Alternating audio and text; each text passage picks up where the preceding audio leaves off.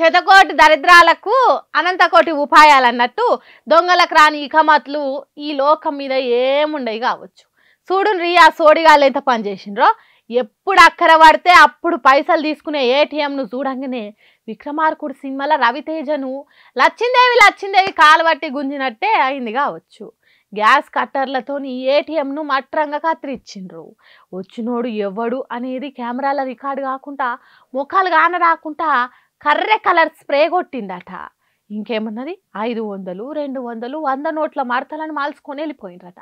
తెల్లారు పోయి చూస్తే ఏముంది, ఇల్లు ఈ రంగం సంసారం బహిరంగం అన్నట్టు తలుపులు వలిగి తాళాలు ఇరుగున్నదట. పోలీసులు వచ్చి మొత్తం చెకింగ్ చేసిండ్రట. ఆ దొంగ బడివే గల జాడేమన్నా దొరుకుతుందా అని. కానీ మరి అంత పగడబందిగా దొంగతనం చేసిన వాళ్ళను పట్టుకునుడు పోలీసులకు సవాలే అయితట్టున్నది. తప్పు చేసినోడు తప్పించుకొని తిరుగుతున్నాడంటే వానికి పడే శిక్ష కొద్దిగా ఆలస్యం పడుతుంది. అంతేగాని మొత్తానికే పడదని ఆ సినిమాల డైలాగ్ తీరుగా ఎన్నడో ఓ నాడు దొరకకపోరు ఇన్స్టాల్మెంట్లో ఈపులు వలగకోకుండా ఉంటాయి కదా.